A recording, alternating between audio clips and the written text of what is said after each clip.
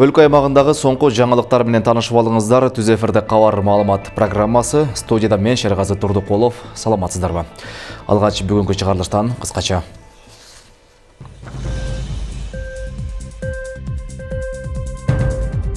Кыргыз Республикасынын президенттик кызматына киришип жатып ант беремин. Бүгүн Садыр Жапаров ант берип, расмий ишке киришти. Коопсуздугун сактоого ант беремин.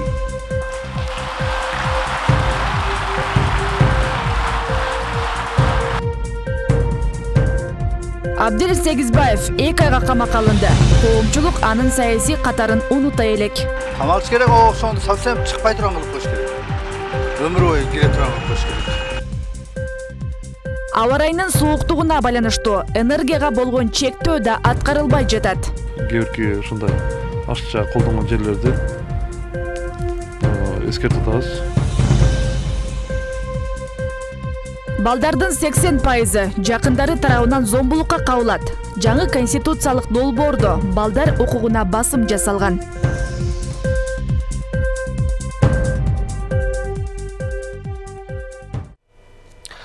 Коронавирус жуккан 206 адам оор абалда жатат. Элдет менен ооругандардын басымдуусу чүйдө. Ал эми оорудан каза болгондор Борбор калаада катталууда. Коронавирус боюнча соңку статистика кийинки материалда.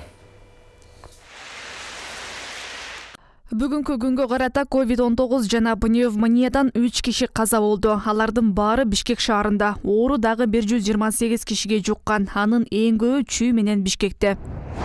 Борбор калаада 48 адам вирус жуктуруп алды. Чүйдө 60, Нарында 6, Ысык-Көл облусунда 9, Жалал-Абадта 5 кишиден табылды. Ош шаарында жана Ош, Баткен облустарында оору катталган жок. Бир сутка ичинде ооруп жаткан 151 бейтап ооруну жеңип чыкты. Кыргызстанда расмий түрдө 84.303 кишиде оору аныкталып, анын жарымынан көбү сакайган. Бул жугуштуу оору 1408 кыргызстандыктын өмүрүн алды. Акыркы күндөрү дарыгерлер арасында оору жуктургандар басаңдап, дээрлик катталбай калган эле. Кечээден бери 2 медик вирус жуктурганы аныкталды. Муну менен илдетти жугузуп алган медиктердин жалпы саны 4170ке жетти. Кооптуу дартты жуктурган 618 бейтап ооруканаларда дарыланууда. Алардын ичинен 206 бейтап оор, 21 адам өзгөчө оор абалда жатат. Ал эми үйүнөн дарылангандар 863 бейтапты түзөт. Айжамал Олжобай-кызы, Кыялбек Мурзахматов, 7 канал, Ош. Аэрофлот 1 айга чейин эл аралык каттамдарын токтотту. Тизмеде Бишкек жана Ошто бар экенин авиакомпания өзү кабарлады. Компания Кыргызстан менен алакасын 28 марттан 30 апрелге чейин токтотмокчу. Мындан тышкары 86 ири шаарга да каттабай турган болду. Каттамдардын токтолушу коронавирустук инфекциянын жайылышы менен байланыштуу экени айтылды. Буга чейин аталган рейстер боюнча авиакомпаниянын сайтынан же контакт борбордон билет сатып алган жүргүнчүлөргө акчасы автоматтык түрдө кайтарылат. Ал эми билеттерди Аэрофлоттун сатуу кеңселеринен алгандар ошол жактарга кайрылышы керек деп айтылат маалыматта. Брондоо боюнча бардык маалыматтарды Аэрофлоттун управление бронированием бөлүмүнөн текшерип алууга болот. Садыр Жапаров Кыргыз Республикасынын президентинин кызматына расмий түрдө киришти. Бүгүн 28 январда Улуттук филармонияда Жапаровдун инаугурациясы өтүп, анда мамлекет башчы катары ант берди. Соңунда президент катары алгачкы сөзүн сүйлөп, бир катар маанилүү маселелерге жана алдыда аткаруучу реформаларга токтолду. Кыргызстандын 6-чы президентинин инаугурациясынын артыкчылыктарын кабарчыбыз толугураак айтып берет. Кыргызстандын 6-чы президенти Садыр Жапаровдун инаугурациясына миңден ашык киши, мыйзам чыгаруу, сот аткаруу бийликтеринин өкүлдөрү, экс-президенттер жана чет өлкөлөрдүн эл аралык уюмдардын Кыргызстандагы өкүлчүлүктөрүнүн жетекчилери катышты. Элибиздин биримдигин жана мамлекетибиздин бүтүндүгүн, коопсуздугун сактоого ант беремин. Президент Садыр Жапаров кыргызстандыктарга кайрылып жатып, мамлекет башчы катары алдына койгон негизги иш максаттарын айтты. Ал өз сөзүндө 2020 жылдын октябрындагы саясий окуяларга токтолуп, элдин андагы үмүтүн актоого аракет кыларын белгилеп, бул жолу элдин үмүтү уурдалбайт деп убада кылды. Чыдамдуулуктун да чеги бар. Андыктан 5 октябрь күнү калың журттун парламенттик шайлоонун жыйынтыктарын жокко чыгаруу талабын, бийликти биротоло кетирүү талабына өсүп жетиши мыйзам ченемдүү көрүнүш болчу. Бул жолу калың элдин жеңиши уурдалбайт. Калайык калктын аруу мүдөсү узурпация болбойт. Эл журтумдун ошондогу талабын жүзөгө ашырууну көздөө менин президенттик мөөнөтүмдүн негизги мүдөө максаты болмокчу. Мурдагы бул куруу убадаларды берген жок. Ал мага айтты, менин бактыма ушунчалык татаал мезгил келди. Мына 30 жылдан бери карап отурсам, элдин турмушу, экономиканын акыбалы, биздин жигиттер, мигранттардын сыртта жүргөндүгү менин каарыгымды кайышып, жана капа кылат дегенге чейин сыздады да. Бул өзү жакшы нерсе, себеби азыркы кандай өлкөнү кабыл алганын бул көрсөтөт. Мен канаттандыралы деп айта албайм деп эле ачык айтты. Ошондуктан менин алдымда аябай чоң жүк турат, мен мойнума алдым деп ушуну керт баш менен элдин көзүнчө айтты. Бул аябай чоң. Түндүк түштүк деп бөлүнүү, жердешчилик, ууручулук мүнөздүү өлкөдө саясий дөөлөттөрдү өздөштүрүү али эрте деген түшүнүктү ички жана сырткы душмандар канчалык таңуулабасын, эл мындай терс жоромолдорду кабыл албайт деген оюн билдирип, Жапаров Кыргызстандагы саясий күчтөрдү, оппоненттерин, улуттарды, диний конфессияларды биригүүгө чакырды.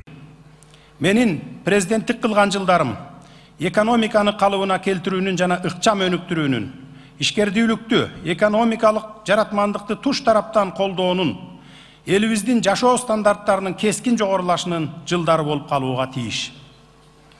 Ал үчүн коррупциялык күрөштөргө бөгөт коюлуп, калың журттун коомдогу акыйкаттуулукка болгон ишеними калыбына келтирилиши шарт. Элдин кубаттаганы, сүйүнгөнү көрүнүп турду, анан кийин ошол элдин үмүтү, ишеничи чоң экени көрүнүп турат. Анан ошол ишенич менен үмүттү акташ абдан чоң жоопкерчилик. Анан ошол мындан мурун айтылган жаңыланууга, дискөй адамдарды, билимдүү адамдарды чакырып, мамлекеттик аппараттын кызматкерлеринин санын кыскартып, чындап эле элге керектүү экономикалык жактан дагы билим берүү, бардык тармактардан реформалардын жүрүшү тууралуу кадамдар башталса абдан сонун болот деп ойлойм. Ант берүү аземде Европа биримдигинин Борбор Азия боюнча атайын өкүлү Петер Буриан Евро кеңештин төрагасы Шарль Мишелдин куттуктоосун окуп берди. Урматтуу президент Мирза, Европа биримдигинин атынан сизди Кыргыз Республикасынын президенти болуп шайланышыңыз менен куттуктоо мен үчүн чоң ыраазычылык. Құрметті Садыр Нұрғожаевич, Қырғыз Республикасының президенті лауазымына кірісуіңізбен сізді шын жүректен құттықтаймын. Еліңіздің жарқын болашағы мен мүддесі жолындағы жауапты жұмысыңыз мемлекетіңіздің тұтастығын нығайтуға және халықаралық аренадағы беделін асқақтатуға бағытталған істеріңіздің табысты болуына тілектеспін. Мамлекет башчы пандемия апатына кабылып, жауыр тартып турганына карабай кыргыз калкына чын дилден көмөк көрсөтүүгө ашыккан коңшу Өзбекстан менен Казакстанга рахматын айтып, Кыргызстан үчүн оор учурда бир тууганды колун сунган өлкөлөргө жана Россияга терең ыраазычылык билдирди. Бул өлкөлөр менен тамырыбыз менен тарыхыбыз жалпы, тагдырыбыз дагы жалпы. Демек, стратегиялык өнөктөш бул өлкөлөр менен ар тараптуу мамилени чыңдоо, экономикалык жана маданий байланыштарды улантуу тышкы саясатыбыздын приоритети. Бул саптагы мамлекеттердин катарына Борбор Азиянын башка өлкөлөрүн жана Түркияны кошо кетүүнү туура көрөм. Андан сырткары Садыр Жапаров Бириккен Улуттар уюму, Шанхай кызматташтык уюму, Евразия экономикалык биримдиги, Түрк мамлекеттер кеңеши жана башка эл аралык уюмдар эл аралык милдеттерин татыктуу улантаарына ишенерин билдирди. Ант берүү аземинен соң Садыр Жапаров өкмөт үйүнө бет алып, иш бөлмөсү менен таанышты. Айжигит Матраимов, Калыс Бактыбеков, 7 канал, Бишкек. Кыргыз Республикасынын президенти Садыр Жапаров бүгүн 28 январда Казакстан Республикасынын туңгуч президенти Нурсултан Назарбаевдин атайын өкүлү Қазақстан елінің ассамблеясының төрағасының орынбасары Жансейіт Түймебаевты қабыл алды. Мамлекет басшысы Жансейіт Түймебаевке инаугурация аземіне қатышқандығы үшін разычылық айтып, бордош екі елдің ортасындағы мамилени бекемдеуге Нурсултан Назарбаевтың қошқон зор салымын белгілеу менен аға жақшы қалау тілектерін жолдады. Екі өлкө ортасындағы қызматташтыққа тоқтолған президент Қырғызстандың Қазақстан менен сауда экономикалық, мадани, гуманитардық, инвестициялық алақаларды кеңейтүүгө даярдыгына жана кызыктар экенине токтолду. Президент Садыр Жапаров кыргыз казак элдеринин коңшулук жакшы мамилелери ар дайым чыңдала берерине бекем ишенимин билдирди. Өз кезегинде Жансейит Түймебаев Кыргызстанга Нурсултан Назарбаевдин атайын тапшырмасы менен келгенин баса белгиледи. Казакстандыктар бордош кыргыз элинин тагдырына жана Кыргызстанда болуп жаткан окуяларга кайдыгер эместигин айтты.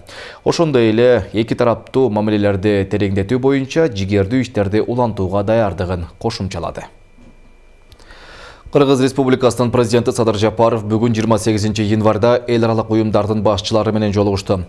Жолугушууга түрк тилдүү мамлекеттердин кызматташтык кеңеши, эл аралык түрк академиясы, Түркпа, Түрксой, Европа бирлиги, жамааттык коопсуздук келишим уюмунун көз карандысыз мамлекеттер шериктештиги аткаруу комитети, Евразия экономикалык комиссиясынын коллегиясы жана Евразия өнүктүрүү банкынын жетекчилери жана өкүлдөрү катышты. Садыр Жапаров Кыргызстан буга чейин жетишилген эки жана көп тараптуу келишимдерге ылайык бардык эл аралык милдеттенмелерди ак ниеттүүлүк менен аткарып келгендигин жана мындан ары да аткара берерин баса белгиледи. Чет өлкөлүк өнөктөштөр эл аралык уюмдар жана финансы институттары менен өз ара пайдалуу кызматташууну өнүктүрүүгө өтө чоң маани беребиз. Кыргызстан прагматикалык, тең салмактуу, көп векторлуу, ыраттуу жана ачык тышкы саясатты жүргүзөт. Бардык өнөктөштөр менен өз ара түшүнүшүү жана кызыкчылыктарды урматтоо принциптерине негизденебиз. Мамлекеттин өнүгүүсүнө, элдин бакубаттуулугун көтөрүүгө жана жарандардын кызыкчылыктарын коргоого болгон күч-аракетибизди жумшайбыз деп билдирди президент. Мындан сырткары биз жамааттык коопсуздук келишим уюмуна мүчө мамлекеттердин жамааттык коопсуздугун камсыз кылууга абдан кызыктарбыз. Заманбап чакырыктар менен дүйнөлүк коркунучтардын бүткүл спектрине каршы турууда ар тараптуу кызматташууга жана көмөк көрсөтүүгө даярбыз деп билдирди Садыр Жапаров. Азия өлкөлөрдүн ортосундагы кызматташтыкты жана ишенимди чыңдоонун маанилүү механизми катары көрөт. Бул аянтча азыркы учурдагы дүйнөдө болуп жаткан татаал кырдаалда өз актуалдуулугун жоготпошу керек деп эсептейм деп белгиледи мамлекет башчысы. Эл аралык уюмдардын башчылары Садыр Жапаровду президенттик кызматка расмий киришүүсү менен куттукташты. Кыргыз Республикасынын президенти Садыр Жапаров бүгүн 28 январда Газпром Пак башкармалыгынын төрагасынын орунбасары жана директорлор кеңешинин мүчөсү Виталий Маркиловду кабыл алды. Кызматташуунун артыкчылыктуу багыттары, өлкөнү газ менен камсыздоо системасын жакшыртуу боюнча мындан аркы чаралар талкууланды. Мамлекет башчысы Газпром Кыргызстандын газ тармагын өнүктүрүүгө чоң салым кошуп жатканын белгилеп, бул багытта жүргүзүп жаткан иштери үчүн ыраазычылык билдирди. Садыр Жапаров конструктивдүү өз ара аракеттешүүнү улантууга үмүт артып, эки тарапка тең пайдалуу кызматташууну арттырууга даярдыгын баса белгиледи. Өз кезегинде Виталий Маркилов Садыр Жапаровдун президенттик кызматына киришүүсүнө байланыштуу Газпром компаниясынын башкармалыгынын төрагасы Алексей Миллердин куттуктоосун жеткирди. Абдил Сегизбаев 25 мартка чейин Улуттук коопсуздук мамлекеттик комитетинин тергөө абагында болот. 1 май райондук сотунун мындай чечимине анын жакындары кайра даттанаарын билдирип, Сегизбаевке карата жеңил жаза берүүсүн талап кыла башташты. Ал эми коомчулукта аны өмүр бою абакка кесүү керек деген да сунуштар айтылган. Жогорку кызматтарда отуруп кыңыр иштерге аралашкандарды катаал жазага тартуу талабы коомчулук тарабынан айтылып келет. Улуттук коопсуздук мамлекеттик комитетинин мурдагы төрагасы Абдил Сегизбаевдин баш коргоо чарасы тандалып, 2 айга камалды. Бул тууралуу 1 май райондук сотунун маалымат кызматы билдирди. Ал соттун чечимине ылайык 25 мартка чейин УКМКнын тергөө абагында кармалат. Адвокаты Кантемир Турдалиев Сегизбаевдин баш коргоо чарасын өзгөртүү тууралуу өтүнүч берерин билдирди. Айтып атпайм, 25 мартта бирок биз эртең эле арыз беребиз. Эртеңенен кийин шаардык сот карайт. Эгерде шаардык сот өлмөтпесе биз жогорку сотко чейин барып бере беребиз. Абдил Сегизбаев 2015 жылдан 2018 жылга чейинки аралыкта УКМКнын төрагалыгында отурган. Бул жылдар аралыгында улуттук коопсуздук кызматы саясий буйруктарды аткаруу менен гана алек болуп, негизги ишмердүүлүгү элди канааттандырган эмес. Кызматта отурганда бир гана Белескейт иши боюнча эмес, дагы башка күмөндүү иштер үчүн жооп бериши керек. Ошол 80 депутатка эмнеге кылмыш болсо кылмыш козгободуң? Ал эмне менчигиби? Улуттук коопсуздук кызматы Абдил Сегизбаевдин менчиги эмес эле. Ал 80 депутат кол чапкандыгы үчүн аларга кызмат неме кылмыш козгобой койсо, бүгүнкү бийлик дагы ошолордун бардыгын жакынына карабай, досуна карабай, тууганына карабай кылмыш козгоп, камап, мамлекеттин мүлкүн уурдаган же мамлекетке кылмыш кылган болсо, алардын бардыгы жоопко тартылышы керек. Бардыгы жооп бериш керек. Сегизбаевке коррупция беренеси боюнча да прокуратура тарабынан кылмыш иши козголгон. Ал эми кызмат абалынан кыянаттык менен пайдалангандыгы УКМК менен аскер прокуратурасынын сотко чейинки өндүрүшүнүн алкагында белгилүү болгон. Учурунда кызматта турганда кыңыр иштерге аралашкандарды жоопко тартуу кадамы эл ичинде колдоого алынууда. Аны менен катар буларга берилчү жазаны күчөтүү сунушталууда. Камалыш керек, ошону совсем чыкпай турган кылып коюш керек. Өмүр бою кире турган кылып коюш керек. Бебечара ни за что өмүр бою кирип кетет атат, болбогон ишке. Вечный. Булар кайра эле эртең чабыз деп ойлоп атат, пул көп. О пулду ким сатмаган? Ошон үчүн кереги жок олордо. Өмүр бою камал. Өмүр бою кирип кетсин ошо жетет о өмүр бою. Өлүкчен калат да ошондой. Не берет? Төнгөн аферист. Ол сөз камалыш керек. Элди баары жаманаттык кылып, коомдошмелери жаманаттык кылган, ол сөз акы мени дегендерин төгүп камалыш керек ошо. Бүгүн Абдил Сегизбаевди колдогон 10 чакты тарапташтары чыккан. Арасында жубайы Айнура Сегизбаева Ленин райондук ички иштер бөлүмүнө алып кетип, протокол түзүп кое беришкен. Жөнөкөй жарандардын баамында Сегизбаевдин кылып өткөн иштеринин көпчүлүгү саясий заказдар жана Сегизбаевдин башчысынын буйруктарын аткаруу менен гана чектелгендей сезилип калды да. Эске сала кетсек, Абдил Сегизбаев Белескейт чыры боюнча камалып жатат. 2016 жылы күзүндө ошол кездеги президент Алмазбек Атамбаев конституцияга өзгөртүүлөрдү киргизүүнү демилгелеген. Бул чечимди Атамекен фракциясынын депутаттары Өмүрбек Текебаев, Аида Салянова жана Алмамбет Шыкмаматов сынга алышкан.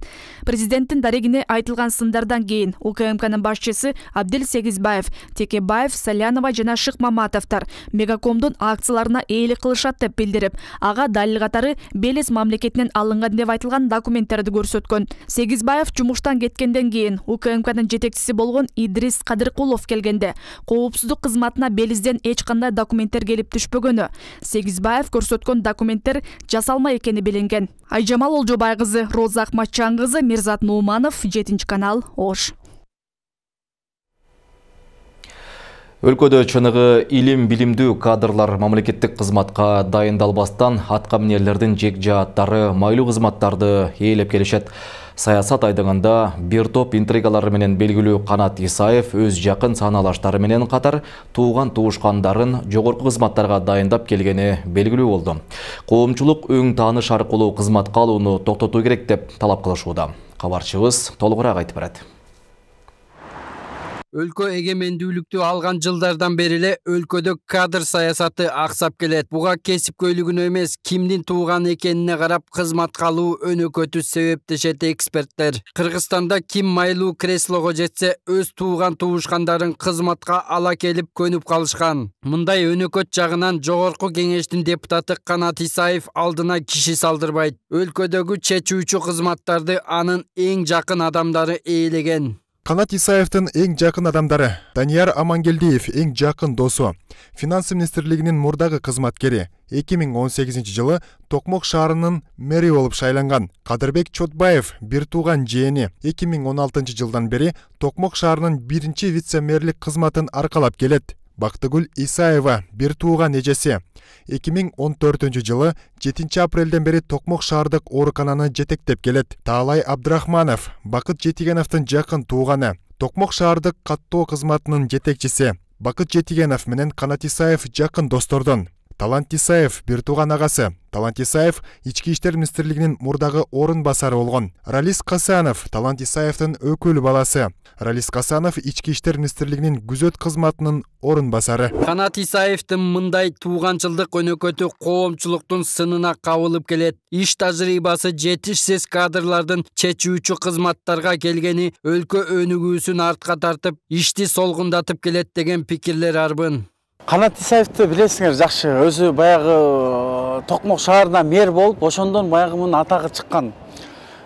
Кичине баягы каралар менен аралашып өзү. Анан бул мындай. Бул кийинчерээк баягы губернаторда болду, Чүйдүн губернатору болду. Ошол кезден баштап мен аябай жакшы тааныйм мунун, биздин ошол областта болду да, Чүй областта. Анан ошондой эле бул туугандардын баардыгын ошондой жерлерге орноштурган. Бул негизи акылга сыйбаган нерсе. Бул өзү баягы бирөөгө сүйлөөрдүн астында, туугандарын баягы кой деген астында кичине болсо да бирөөсү өзүнүн аркасын бир карап койсо болмок да. Элдин ичиден чыгыш керек да. Элдин ичидеги адамдарды тандап алыш керек. Эми Канат Исаев өзүнүн туугандарын койсо, Тегебай өзүнүн туугандарын койсо анда болбойт да. Айылдардан канча жигиттер бар, жетиштеген канча жигиттерибиз бар. Мен деген. Политика жактан, окуу жагынан, билим жагынан күчтүү балдарыбыз көп. Туугандарын койгоно биринчи чыныгы эле баардык туугандарын койсо каршымын. Экинчиден ошонун ичинде таза иштей турган, билимдүү, элди ойлогон, журтты ойлогон, келечекти ойлогон кадр болсо ал иштей берсин. Туугандарды кое берген эң туура эмес нерсе.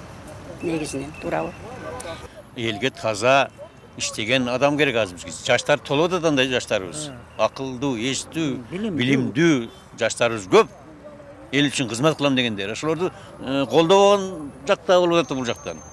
Баш айтмакчы, баягы өздөрүнө тартып эле баягы тууган уругун антымыткендер болуп атат. Мындай көрүнүштөргө бөгөт коюу керек дешет эксперттер. Садыр Жапаров мындай көрүнүштөрдү жоюунун бир жолу катары мамлекеттик кызматтарга тааныш билиш аркылуу эмес, сынак аркылуу кабыл алуу керектигин айтып келген. Президент өз кызматына расмий киришип, мындай убадасын ишке ашырат деп коомчулук үмүт артып турат. Сапар Акунбеков, Көчөр Кубанычбеков, 7 канал, Бишкек.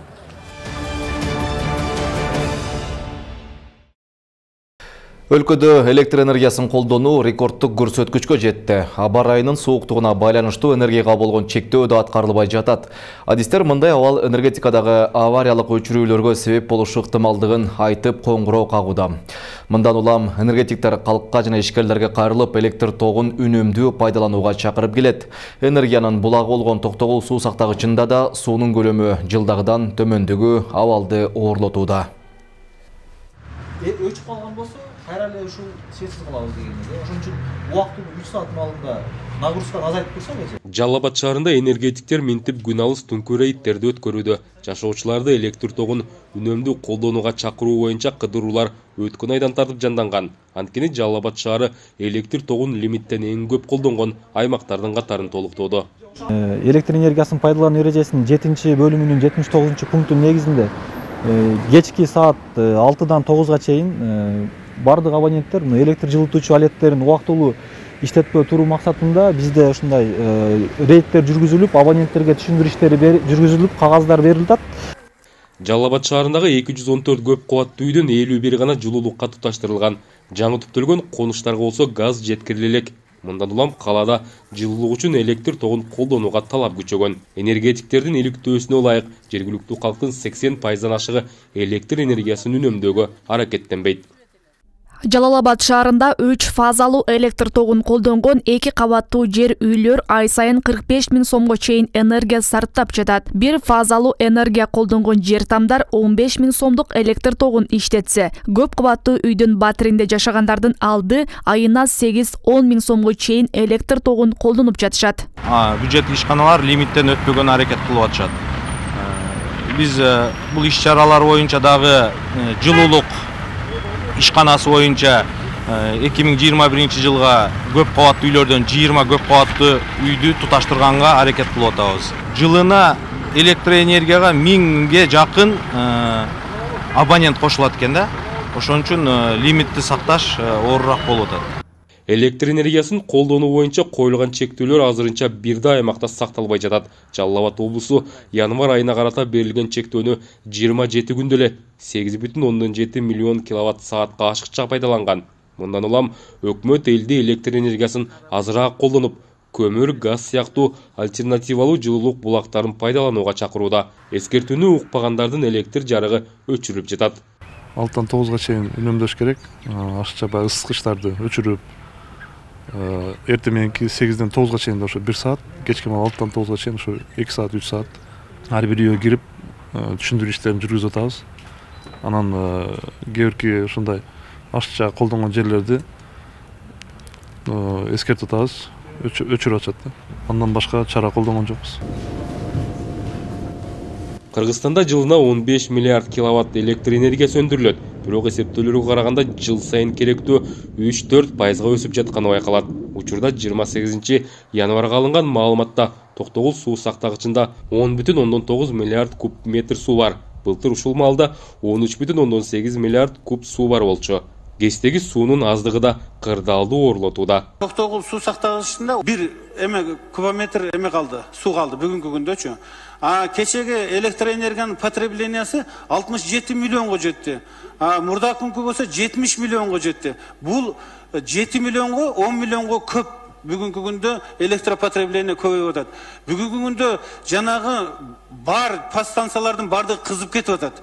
Бүгүнкү күндө биз автоматика өзү верное отключение болсо да автоматика өзү автоматтык түрдө өчүрүшү мүмкүн.